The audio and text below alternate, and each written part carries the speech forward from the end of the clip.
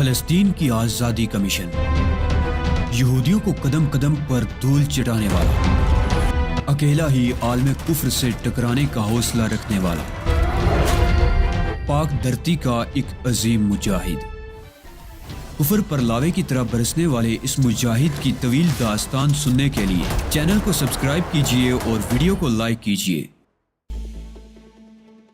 مجھے تم سے ملنے کا بے حد اشتیاق تھا مسٹر علی۔ میں اس شخص کو دیکھنا چاہتا تھا جس نے اولیو ہاورڈ جیسے مایا ناز ایجنٹ کو ہر قدم پر ناکامیوں سے دوچار کیا۔ اب تم سے مل کر میں اس بات کا تو قائل ہو گیا کہ میں نے آج تک تم جیسا بے باک آدمی نہیں دیکھا۔ بلا شبہ تم دوسروں سے بہت ممتاز ہو۔ شکریہ مسٹر رینڈل، لیکن میں نے سنا ہے کہ تم اولیو ہاورڈ کو الزام دیتے رہے کہ اس نے مجھے ڈیل دے کے اچھا نہیں کیا۔ مجھے ان سے یہ شکایت تھی اور ہے، تم یہودی دنیا کے لیے بہت بڑا خطرہ تھے۔ بلا شبہ انہوں نے تمہیں ڈیل دے کر جو غلطی کی اس کا خمیازہ ہم سب کو بھگتنا پڑ رہا ہے۔ ممکن ہے اولیو ہاورڈ سے تم بہت اچھی طرح واقف ہو، لیکن مجھے بھی یہ گمان ہے پوری دنیا میں اولیو ہاورڈ کو مجھ سے زیادہ بہتر طور پر جاننے والا کوئی نہیں ہے۔ بالکل یہی دعویٰ اولیو ہاورڈ کا بھی تھا۔ ہم ایک دوسرے کے حریف تھے اور اس کی واحد وجہ یہ تھی کہ ہم متضاد نظریات کے لیے کام کر رہے تھے۔ ہمارے نظریات میں زمین آسمان کا فرق نہ ہوتا تو ہماری راہیں الگ الگ ہوتی اور ہم باہم متصادم نہ ہوتے، لیکن یہ تصادم ناگزیر تھا۔ اس کے باوجود ہم حتی الامکان ایک دوسرے کی جانوں سے کھیلنے سے گریز کرتے رہے۔ تمہاری یہ بات بہرحال غلط ہے کہ اولیو ہاورڈ نے مجھے ڈیل دی۔ اس نے تو مجھے ہر طرح ناکامیوں سے ہمکنار کرنے کی کوشش کی، اور جب اس نے دیکھا کہ اس کی کوششیں بارآور ثابت نہیں ہو رہی تو اس نے گوٹے ہل میں ہوٹل کا وہ پورا کمرہ ہی بم سے اڑا دیا جس میں میں مقیم تھا۔ اب یہ میری قسمت تھی کہ اس کے باوجود میں مر نہیں سکا، لیکن جس بات کے لیے تم اولیو ہاورڈ کو مورد الزام ٹھہراتے ہو، کیا اب خود اس غلطی کا اعادہ نہیں کر رہے ہو؟ تم غلط کہہ رہے ہو۔ میں نے تمہیں کوئی ڈیل نہیں دی، بلکہ تمہیں اپنے مقصد کے لیے استعمال کرنے کے لیے زندہ رکھا ہے۔ تم ایک چھوٹے آدمی ہو۔ میں نے ہاتھ کے اشارے سے اسے بہت چھوٹا بتایا، اسی لیے تم اندازہ ہی نہیں کر سکتے کہ ایک بڑے آدمی کے کیا جذبات ہوتے ہیں۔ اولیو ہاورڈ بڑا آدمی تھا، وہ مجھے شکست سے دوچار کرنا چاہتا تھا۔ تم کیا جانو کہ حریف کو شکست سے دوچار کرنے میں کیا لطف آتا ہے۔ میرا خیال تھا وہ مشتعل ہو جائے گا، مگر میری تمام باتیں سن کر بھی اس کے چہرے کی مسکراہٹ رخصت نہیں ہوئی۔ اگر میں نے تمہارے قتل کا حکم صادر کیا تو یقین کرو بہت سوچ سمجھ کر کروں گا۔ تمہاری کسی بات پر مشتعل ہو کر ہرگز ایسا کوئی قدم نہیں اٹھاؤں گا، لہٰذا تم اس سے بھی زیادہ کھل کر گفتگو کر سکتے ہو۔ میں تمہارے اس بیان کو غلط قرار دیتا ہوں کہ گوٹے ہل ایئرپورٹ پر میرے مقابلے میں کوئی معمولی شخص تھا۔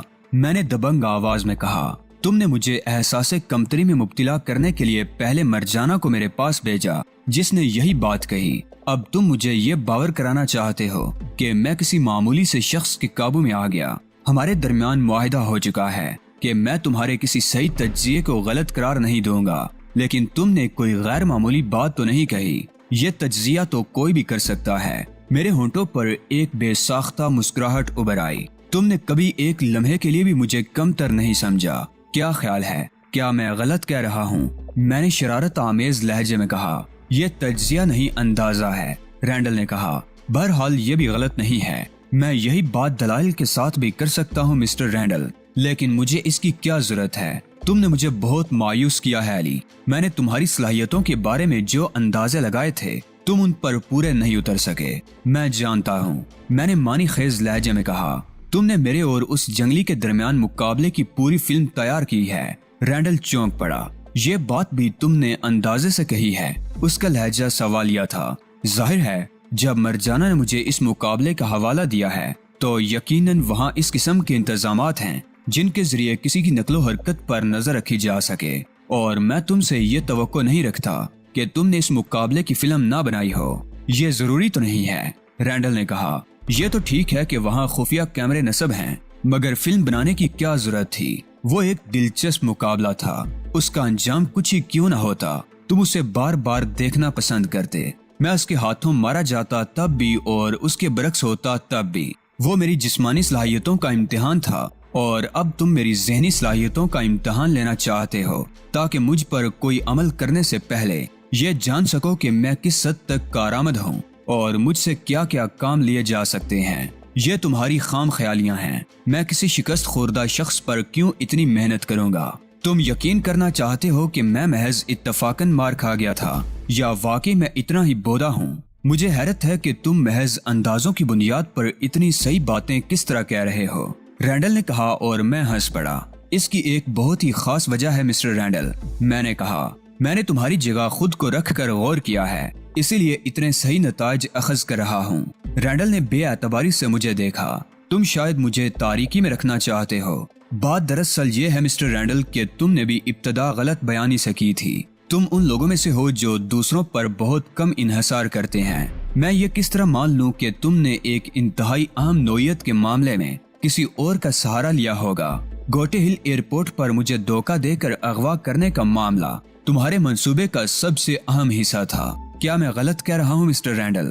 مجھے یہ بتاؤ کہ میں نے تم سے کیا غلط بیانی کی ہے تاکہ میں اس کی تصدیق یا تردید کر سکوں۔ کرنل شوالو، میں نے کہا۔ تم مجھے بار بار کرنل شوالو کا حوالہ دے کر گمراہ کرنے کی کوشش کر رہے ہو۔ کرنل شوالو ہی وہ ہیرو ہے جس نے میرے لیے ایک بہت بڑا کارنامہ سر انجام دیا۔ اس کا حوالہ دینے میں گمراہ کرنے کی کیا بات ہے؟ میں نے نفی میں سر ہلایا۔ میں نے بہت کوشش کی مگر تم نہیں مانے۔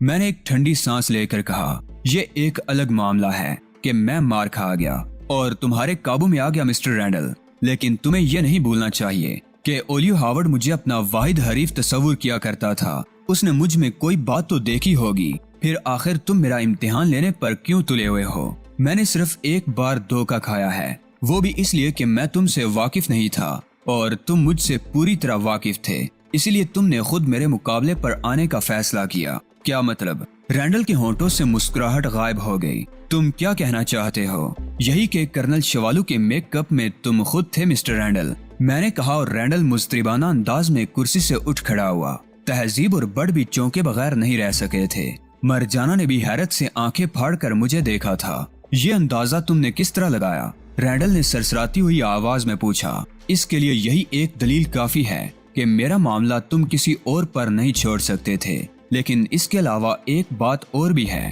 جو میں تمہیں نہیں بتاؤں گا۔ یہ اندازہ تمہیں ابھی ہوا ہے یا ایئرپورٹ پر ہی ہو گیا تھا؟ رینڈل نے پوچھا۔ ایئرپورٹ پر تو میں بے خبری میں مارا گیا مسٹر رینڈل۔ میں سوچ بھی نہیں سکتا تھا کہ تم اتنی تیزی کا مظاہرہ کرو گے۔ یہ نتیجہ تو میں نے ہوش میں آنے کے بعد اخذ کیا تھا کہ شوالو کے میک اپ میں تم خود تھے۔ رینڈل کمرے میں ٹہلنے لگا، وہ کسی گہری سوچ میں تھا، پھر وہ دوبارہ کرسی پر بیٹھ گیا۔ بظاہر تم جتنے بے ضرر نظر آتے ہو، در حقیقت اتنے ہی خطرناک ہو، اس نے کہا۔ یہ تو دیکھنے والی آنکھوں کا قصور ہے، میں نے بڑی انکساری سے کہا۔ تم مجھے متاثر کرنے میں کامیاب ہو گئے علی۔ تمہاری صلاحیتیں اسرائیل کے لیے استعمال ہونی بے حد ضروری ہیں۔ اگر تم مجھے میری مرضی کے خلاف استعمال کر سکو تو یہ بالکل ممکن ہے، ورنہ نہیں۔ تمہیں تمہاری مرضی کے خلاف تمہاری مرضی سے استعمال کیا جائے گا، لیکن اس سے قبل تمہیں چند امتحانوں سے گزارا جائے گا۔ کیا اب بھی مزید کسی امتحان کی ضرورت باقی رہ گئی ہے؟ میں نے طنزیہ لہجے میں کہا، لیکن اچانک ہی اسکرین تاریک ہو گئی۔ اس کے ساتھ ہی ہال میں بھی تاریکی چھا گئی تھی۔ ہاتھ کو ہاتھ سجائی نہیں دے رہا تھا۔ بمشکل آدھے منٹ بعد ہال کی روشنیاں دوبارہ جل اٹھی۔ تیز روشنی میں مجھے یہ دیکھ کر حیرت ہوئی کہ میرے نزدیک ہی ایک اور شخص بھی موجود ہے۔ وہ کب اور کس طرح اندر آیا اس کا مجھے پتہ نہیں چل سکا تھا۔ مجھے یقین نہیں آ رہا تھا کہ میری سماعت اس طرح مجھے دھوکہ بھی دے سکتی ہے۔ وہ کتنی ہی احتیاط کیوں نہ کرتا، مجھے احساس تو ہونا چاہیے تھا۔ میں نے اسے غور سے دیکھا۔ اس کا قد 5.5 فٹ کے قریب تھا۔ منحنی جسامت اور عمر کم از کم بھی 50 سے اوپر ضرور تھی۔ اس نے سفید رنگ کا لبادہ زیب تن کر رکھا تھا اور اپنی چھوٹی چھوٹی آنکھوں سے مجھے دیکھ رہا تھا۔ مجھے یوں محسوس ہوا جیسے اس کی نظریں میرے جسم کے آر پار ہو رہی ہوں۔ یہ کون ہے چیف؟ بڑ نے سرگوشی کی۔ مشرق بعید کے کسی ملک کا باشندہ معلوم ہوتا ہے۔ میرا نام لیکوان ہے دوستو، اس نے سر خم کرتے ہوئے کہا، اور میں موشے ہاورڈ کے حکم پر آپ لوگوں کی خدمت کرنے کے لیے حاضر ہوا ہوں۔ اسی وقت اسکرین دوبارہ روشن ہو گئی اور اس پر وہ فلم دکھائی جانے لگی جس میں میں اور جنگلی برسرے پیکار تھے۔ ہال کی روشنیاں پھر بجھا دی گئی تھی۔ میں بڑے غور اور توجہ سے اسکرین پر خود کو لڑتے دیکھ رہا تھا۔ خود کو لڑتے دیکھنا میرے لیے نیا تجربہ تھا۔ مجھے اپنی خامیاں نظر آ رہی تھی۔ فلم ختم ہونے پر اسپاٹ لائٹس روشن ہو گئیں اور اسکرین پر دوبارہ رینڈل نظر آنے لگا۔ لیکوان مجھ سے 10 فٹ آگے تھا اور اس کی نگاہ اسکرین پر جمی ہوئی تھی۔ تم نے فائٹ دیکھ لی لی کوان؟ رینڈل نے کہا۔ تمہارا کیا تبصرہ ہے؟ جنگلی بہت طاقتور تھا اور علی کو اس پر صرف تکنیک کی برتری تھی، اسی وجہ سے جنگلی کو شکست ہوئی۔ کیا اس جنگلی کو تربیت نہیں دی جا سکتی؟ رینڈل نے سوال کیا اور مجھے اندازہ ہو گیا کہ یہ گفتگو مجھے سنانے کے لیے کی جا رہی ہے۔ ہم اس پر کوشش کر کے دیکھ چکے ہیں، اس میں سیکھنے کی صلاحیت کا فقدان ہے۔ لی کوان نے جواب دیا۔ علی کی صلاحیتوں کے بارے میں کیا خیال ہے؟ رینڈل نے پوچھا۔ باصلاحیت معلوم ہوتا ہے مگر یہ مارشل آرٹ سے ناواقف ہے، لی کوان نے کہا۔ تم نے سنا علی، ماسٹر لی کوان کے تجزیے کے مطابق تم مارشل آرٹ سے ناواقف ہو۔ جنگلی کو شکست دے کر تم نے کوئی بڑا کارنامہ سر انجام نہیں دیا۔ میں ماسٹر کے تجزیے کو چیلنج نہیں کروں گا، میں نے کہا، اور مجھے اس بات سے بھی اختلاف نہیں ہے کہ جنگلی کو شکست دے دینا کوئی کارنامہ نہیں تھا۔ تم یقیناً یہاں سے نکلنے کے خواہاں ہوگے۔ ممکن ہے تم یہاں سے فرار ہونے کی کوشش بھی کرو اور اسی چکر میں کوئی نقصان اٹھا جاؤ۔ اگر مجھے فرار ہونے کی کوشش کرنی ہوتی تو اب تک کر چکا ہوتا مسٹر رینڈل۔ ہاں، مجھے خود بھی اس پر حیرت ہے کہ تم نے فرار ہونے کی کوشش کیوں نہیں کی۔ میں صرف اس قسم کی کوشش کرنے کا عادی ہوں جس میں کامیابی کے کچھ نہ کچھ امکانات ہوں، اور میں جانتا ہوں کہ اس جزیرے سے فرار ہونا ممکن نہیں ہے۔ رینڈل بری طرح چونک پڑا۔ تمہیں کس نے بتایا کہ یہ کوئی جزیرہ ہے؟ باوجود کوشش کے وہ اپنے لہجے کی حیرت نہیں چھپا سکا تھا۔ ہر بات بتانے سے نہیں معلوم ہوتی مسٹر رینڈل۔ جو کچھ آدمی سیکھتا ہے اگر اسے برے کار لا کر کچھ اخذ نہ کر سکے تو اس کے لیے بہتر یہی ہے کہ سیکھنے سے تائب ہو جائے۔ تم نہیں بتانا چاہتے تو مت بتاؤ، لیکن میں تمہیں بتا رہا ہوں کہ یہاں سے فرار ہونے کی کوئی صورت نہیں ہے۔ البتہ اگر تم چاہو تو میں تمہیں ایک موقع فراہم کر سکتا ہوں۔ فرار ہونے کا؟ میں نے طنزیہ انداز میں کہا۔ نہیں، رینڈل نے میرے طنز کو نظر انداز کرتے ہوئے سنجیدگی سے کہا۔ اگر تم میری ایک شرط پوری کر دو تو میں تمہیں تمہارے ساتھیوں سمیت رہا کر دوں گا۔ اوہو، میں نے غور سے رینڈل کو دیکھا۔ ماسٹر لی کوان کو زیر کر لو۔ تم دنیا میں جس جگہ جانے کی خواہش کرو گے تمہیں پہنچوا دیا جائے گا۔ میری نگاہ کا زاویہ بدل گیا۔ اب میں لی کوان کو دیکھ رہا تھا جس کی پشت میری طرف تھی۔ اس نے پلٹ کر میری طرف دیکھنے کی بھی کوشش نہیں کی تھی۔ یہ مقابلہ کب ہوگا مسٹر رینڈل؟ میں نے کہا، مگر میں لی کوان سے نہ الجھنے کا فیصلہ کر چکا تھا۔ جب تم چاہو، رینڈل نے کہا۔ پھر لی کوان سے مخاطب ہوا۔ تمہارا کیا خیال ہے ماسٹر؟ تم جانتے ہو کہ لی کوان ہر وقت تیار رہتا ہے، لی کوان نے جواب دیا۔ مسٹر برڈ، میڈم ایکس اور مرجانہ دیوار کے ساتھ ہو جائیں، ہم ایک عظیم فائٹ دیکھنے والے ہیں۔ علی یار خان بامقابلہ ماسٹر لی کوان۔ تینوں افراد دیوار کے ساتھ جا لگے۔ ہال کے وسط میں صرف میں اور لی کوان رہ گئے تھے۔ لی کوان نے اب تک پلٹ کر میری طرف نہیں دیکھا تھا۔ میں 3 تک گنوں گا، رینڈل نے کہا۔ اس کے ساتھ ہی مقابلہ شروع ہو جائے گا۔ یہ مقابلہ اس وقت تک جاری رہے گا جب تک کوئی حریف دوسرے پر اپنی برتری ثابت نہ کرے۔ مقابلے کے دوران کوئی بھی داؤ آزمایا جا سکتا ہے، کسی پر کوئی پابندی نہیں ہوگی۔ 1 2 3۔ رینڈل کے 3 کہتے ہی ہال تیز روشنی میں نہا گیا۔ اسکرین پر نظر آنے والی رینڈل کی تصویر دھندلا کر رہ گئی تھی، اور لی کوان وہ تو اب بھی میری طرف پشت کیے کھڑا تھا۔ میری چھٹی حس مجھے کسی بڑے خطرے کا احساس دلا رہی تھی۔ مجھے محسوس ہو رہا تھا جیسے میری عافیت اسی میں ہو کہ میں اس سے مقابلہ نہ کروں۔ بظاہر بے ضرر نظر آنے والے اس شخص میں معلوم نہیں کیا بات تھی جو مجھے اس پر حملہ آور ہونے سے روک رہی تھی۔ رینڈل نے بھی اتنا بڑا داؤ بغیر کسی مضبوطی کے نہیں کھیلا ہوگا۔ میں رینڈل کے کسی جال میں پھنسنے کو تیار نہیں تھا۔ تم کیا سوچ رہے ہو علی؟ حال میں رینڈل کی آواز گونجی۔ لی کوان سے مقابلہ کیوں نہیں کرتے؟ لی کوان کی پشت میری طرف ہے اور عقب سے وار کرنا بزدلی کی علامت ہے رینڈل۔ شاید تمہارا ماسٹر مقابلے سے کترا رہا ہے۔ میری بات سن کر لی کوان آہستہ سے میری جانب گھوما۔ اس کے ہونٹوں پر بہت ہلکا سا تبسم تھا، اور اگر میں نے غلط نہیں سمجھا تھا تو اس کی آنکھوں میں میرے لیے تعریفی چمک بھی تھی۔ لی کوان نے اپنا رخ میری طرف تو کر لیا، مگر وہ اب بھی اپنی جگہ پر ہی کھڑا تھا۔ نہ تو اس نے میری طرف ایک قدم بڑھایا اور نہ ہی حملہ کرنے کا کوئی انداز اختیار کیا۔ میں بھی اپنی جگہ کھڑا رہا۔ اب کیا ہو گیا علی؟ رینڈل کی آواز آئی۔ اب تو تمہاری شکایت دور ہو گئی، آگے کیوں نہیں بڑھتے؟ میں کسی پر ہاتھ اٹھانے میں پہل نہیں کرتا رینڈل، لہٰذا اگر تم مجھ سے یہ توقع کر رہے ہو کہ میں لی کوان پر حملہ کروں گا تو یہ تمہاری غلط فہمی ہے۔ تو پھر تم نے لی کوان سے مقابلہ کرنے کی حامی کیوں بری تھی؟ رینڈل نے کہا۔ میرا خیال ہے میں نے ایسی کوئی بات نہیں کہی جس سے تم نے یہ نتیجہ اخذ کر لیا۔ یہ مقابلہ صرف اسی صورت میں ہو سکتا ہے کہ لی کوان خود مجھ پر حملہ کرے۔ لیکوان نے اپنی زندگی میں کسی پر ہاتھ اٹھانے میں پہل نہیں کی نوجوان۔ لیکوان نے کہا، اور تمہاری خاطر میں اپنا یہ اصول نہیں توڑ سکتا، اور پھر یہ مقابلہ میری نہیں تمہاری ضرورت ہے۔ میری شکست کی قیمت پر ہی تمہیں آزادی مل سکے گی۔ تمہیں ایک اچھا موقع مل رہا ہے، اسے کیوں ضائع کر رہے ہو؟ اسے موقع کہتے ہیں کہ کسی کو روند کر نکل جاؤ۔ میں یہ بات نہیں مانتا، تم سے میرا کوئی جھگڑا نہیں ہے۔ محض رینڈل کو خوش کرنے کے لیے میں تم پر کیوں ہاتھ اٹھاؤں؟ مجھے خوش کرنے کے لیے نہیں مسٹر علی، اپنی آزادی کے لیے۔ تمہیں رہا کرنے کے لیے میری واحد شرط یہی ہے کہ لیکوان کو زیر کرو اور جہاں چاہو چلے جاؤ۔ تہذیب اور بڑ میرے اس رویے پر حیران تھے۔ ان کے خیال میں یہ ایک سنہری موقع تھا جس سے فائدہ نہ اٹھا کر میں غلطی کر رہا تھا۔ کیا غضب کر رہے ہو چیف؟ بڑ نے کپ کپاتی ہوئی آواز میں کہا۔ آگے بڑھ کر حملہ کرو چیف، اس سے اچھا موقع پھر نہیں مل سکے گا۔ تم میرے اصول سے واقف ہو بڑ، اس کے باوجود ایسی باتیں کر رہے ہو۔ میں نے بڑ کی طرف مڑتے ہوئے کہا، مگر میری توجہ لیکوان کی طرف تھی۔ گویا تم نے رہائی کا وہ واحد موقع ضائع کر دیا جو میں نے تمہیں فراہم کیا تھا۔ رینڈل نے مایوسانہ انداز میں کہا، میں تمہیں اپنے جواب سے آگاہ کر چکا ہوں۔ میں نے کہا، اور اب مزید کچھ نہیں کہوں گا۔ یہ مقابلہ کبھی نہیں ہو سکے گا۔ میں نے تمہیں بہت آسان ہدف دیا تھا۔ ماسٹر لیکوان کو زیر کرنا تمہارے لیے زیادہ مشکل نہ ہوتا۔ یہ ایک منحنی آدمی ہے اور قد میں بھی تم سے 6 انچ کم ہے۔ تم نوجوان ہو جبکہ وہ بڑھاپے کی حدود میں قدم رکھ چکا ہے۔ اگر لیکوان مجھ سے کمزور ہے اور عمر میں بھی مجھ سے بڑا ہے تو اس کا حق دگنا ہو گیا۔ کمزور کا تحفظ فراہم کرنا چاہیے اور بزرگوں کی عزت کرنا چاہیے۔ مجھے افسوس ہے کہ اب میں لیکوان پر جواباً بھی ہاتھ نہیں اٹھا سکوں گا۔ بس تو پھر یہ موقع ضائع سمجھو اور مقابلے کا وقت بھی ختم ہوا۔ اب تم کبھی رہا نہیں ہو سکو گے۔